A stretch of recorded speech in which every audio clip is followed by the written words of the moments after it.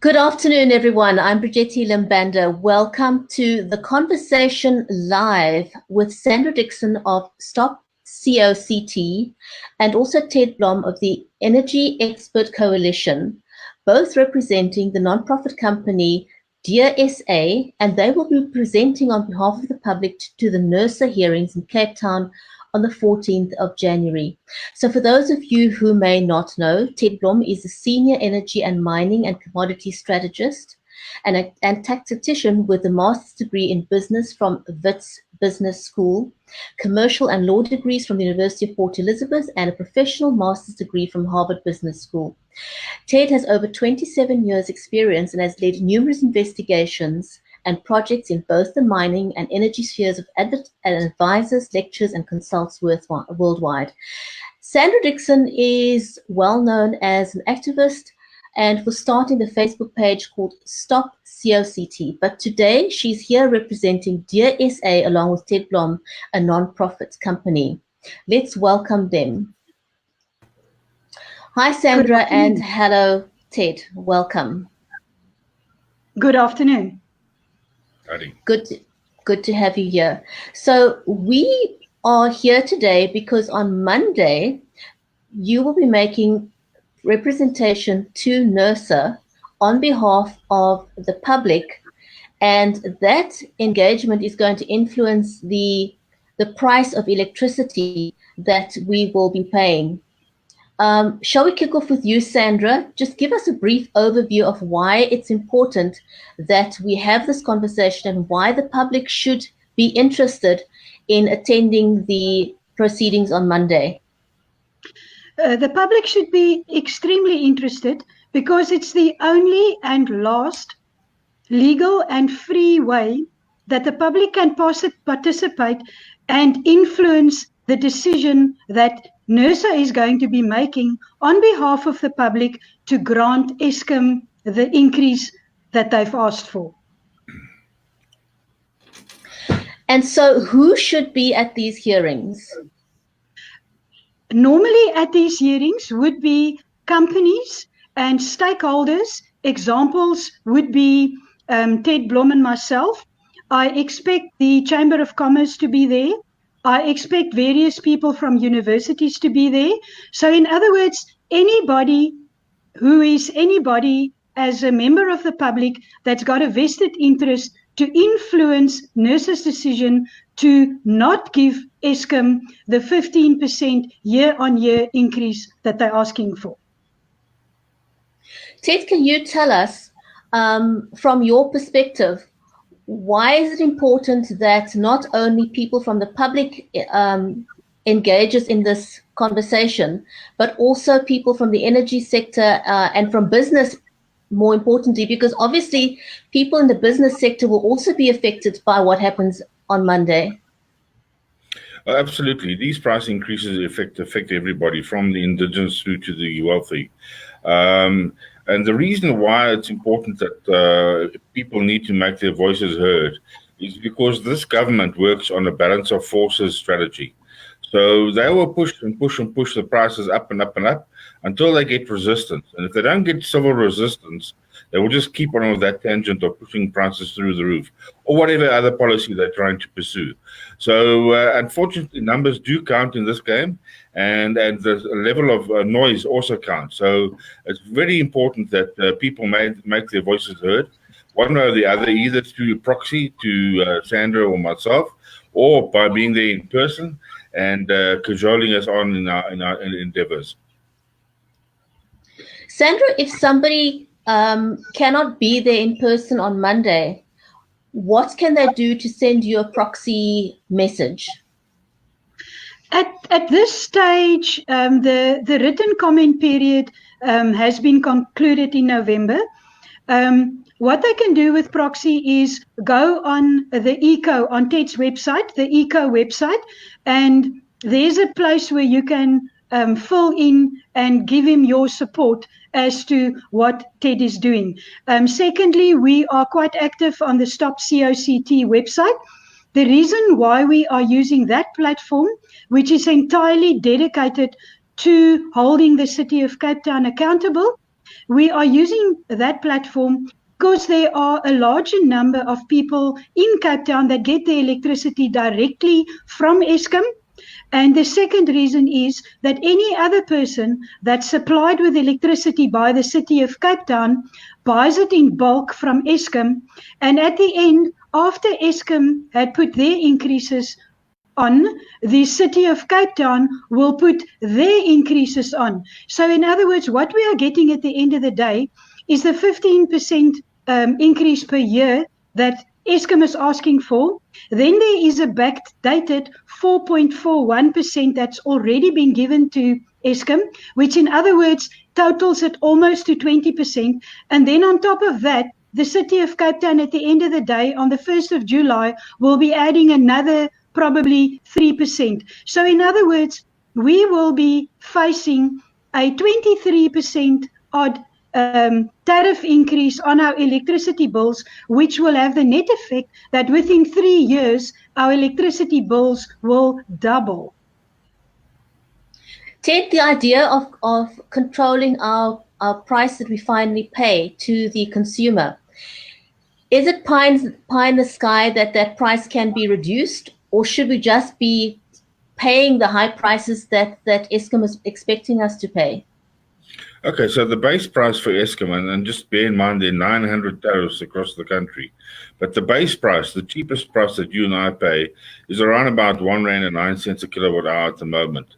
However, that price is the result of 10 years of above inflation increases that Eskom has got. You'll recall that some of the increases that Eskom requested were as high as 45% per annum. The goal that I've set myself, and I won't stop until it happens, is what I call the pre-corruption tariff. So if there was no corruption, and if Medupi, Kusile, and Ngula were properly funded and at a non-corrupted tender price, the price of electricity to you and me, irrespective of how much we use, should be no more than 40 cents a kilowatt hour. So that's less than half than what the minimum rate is at the moment. And I really feel that until we get back to the pre-corruption price, we need to kick out whoever's sitting in the seats at Eskom or in government or whoever has control over the price of electricity. There's been a recent shake-up in Eskom.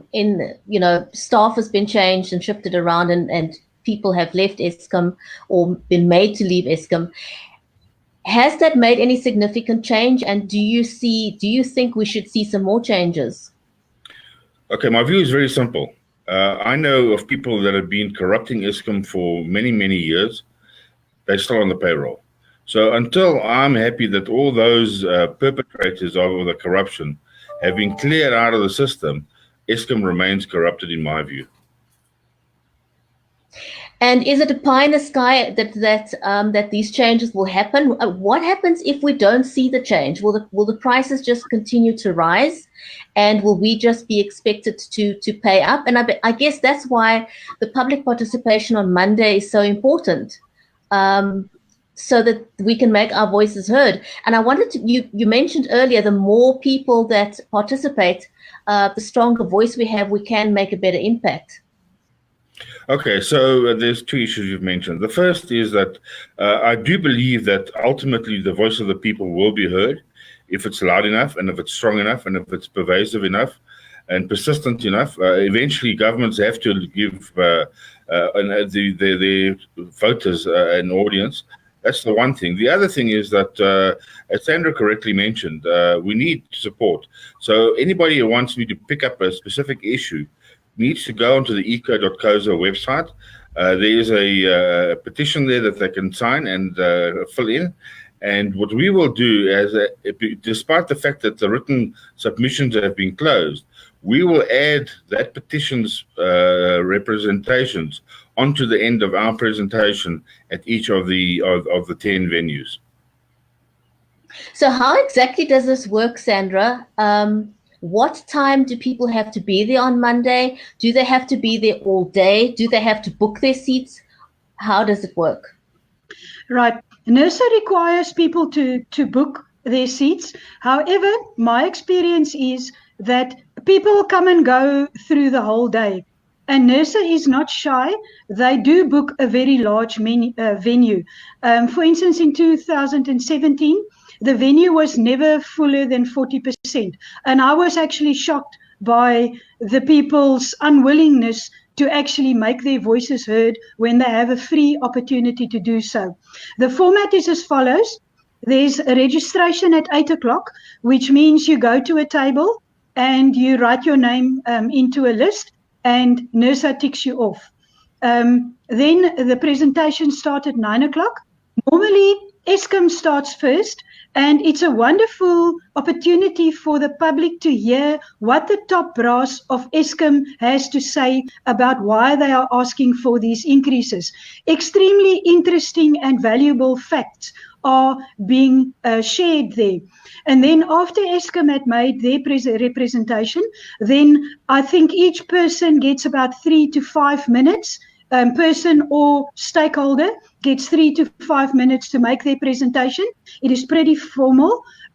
You do hand in your slides, and your slides are being shown up on a screen, while there's a panel of 5 NERSA people sitting there, listening extremely patiently to what every person has to say. And then, which is very interesting, after you had your say, NERSA actually asks you questions. The sound quality is pretty poor as far as that is concerned. I hope they've improved on that. But NERSA asks you questions, and actually some very difficult questions as to why a presenter said what they said. So it's totally interactive and a very valuable experience. Ted, one last question to you. In your opinion, is Eskom overstaffed, and does that have a direct bearing on the cost of electricity that we pay? Absolutely. Sorry, let me just add to what Sandra intimated. It's worthwhile coming just for the catering. The NERSA looks after the participants pretty well, both at tea time and at lunchtime. So as far as Eskom's concerned, my calculation, and this is based on the World Bank standard, Eskom should have no more than 14,000 staff members. And that's actually quite generous, because that number includes the people at distribution level, which in our country are actually accounted onto the payrolls of the municipalities by and large. So Eskom's got an overstaffing problem of over 35,000 people. And that alone is costing the utility more than 6 billion rand a year extra in wasted salaries that they actually shouldn't be spending. So it's a massive impact on Eskom. The Eskom total revenue is around about 200 billion. So more than 10% of their revenue is spent just on surplus staff who don't have a job description, who do no work, who interfere with people who are trying to work, or are incompetent or not even present at the office. And is it top heavy, or is this just staff in general? Okay, so at the F band, the top level, what there's been is, ever since Eskom's commercialized in 2001 and was directly taken over by the government, there's been rank inflation. So somebody who used to be called a general manager is now a director or an executive director or a senior executive director. I mean, every year they inflate the ranks. In other words, they make the title sound more important, and with that they add noughts to the person's salary. So at the F band level, whereas previously Eskom had 6 people at general manager level, they've now had 27 F-band either senior general managers or managing directors or executive directors, each at a salary of more than 3 million rand a year. 27 people, including the PR people. I mean, with respect, I don't know what work they were doing, because there are 6 organizational divisions in Eskom. And that's all you need to run the organization, from finance through to generation. At the next level, there was even more rank inflation.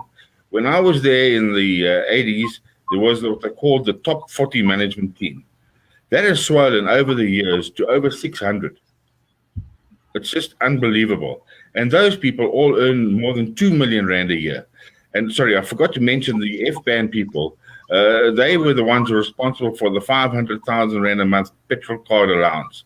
Uncapped petrol card allowances, and they were spending 500,000 rand a month on fixing up cars and petrol, and in fact, some of them, I believe, were running taxi fleets on their petrol card.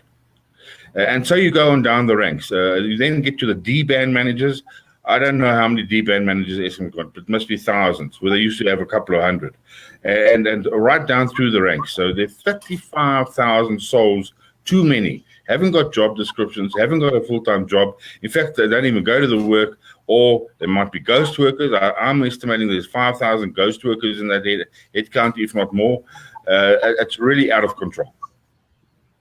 And what is the percentage increase that they are applying for now? Okay, so Sandra, if I may answer that, it's 15% plus the 4.4%, which is effectively 5% compounded over the years. So it comes to 20% a year for each of the next 3 years. So it's a total of 60% price increase that they're asking for at a time when the board is busy doing a turnaround plan and owes us a reply, which is more than 12 months late, as well as the task force that the president, or the wise men that the president has appointed, who has a due date at the end of January. Now, I think it's presumptuous for us to give Eskom any increase until we see what the outcome is from these wise men, because they might say, well, get rid of the 35,000 people, halve the size of Eskom, break it up, or whatever they decide to do. And then Eskom still sits with a guaranteed price increase of 60% when it doesn't need anything near that. That is quite significant. Sandra, what is the venue for Monday, so that people are clear about that? The venue is the Cape Sun Hotel in Strange Street. What one can do is go down the parking below the hotel, take the ticket, and then once you're up in the NERSA hall, one can then have the ticket stamped before you leave, so the parking would be for free. And once you get into the hotel, it is quite big. There are plenty floors of conference facilities. Is basically ask around or look on the main board where the NERSA, NERSA, where the NERSA hearings are going to be held. And then there's an escalator that one can go up to the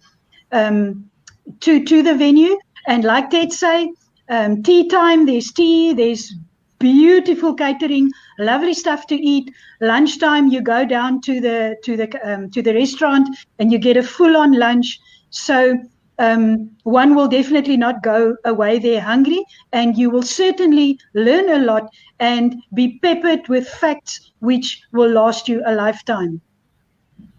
I think this is an opportunity that people need to embrace, because it's not often that there's a lot of hearsay that goes around with regards to Eskom and electricity, but this is an opportunity to engage with Eskom directly. And I think people need to embrace that opportunity. So Ted, can you tell us what is your website again? Because as you said, people can no longer do submissions, but they can engage with you via your website. Okay, so it's EECO, which is an acronym for Energy Expert Coalition, .coza. EECO.coza. Thank you very much. I want to thank you, Ted, and I want to thank you, Sandra. And we hope that everyone watching this will share the broadcast and invite as many people as possible to come and participate in the conversation on Monday. Thank you very much. Thank you very much, Brigitte. Bye for now. Bye. Cheers.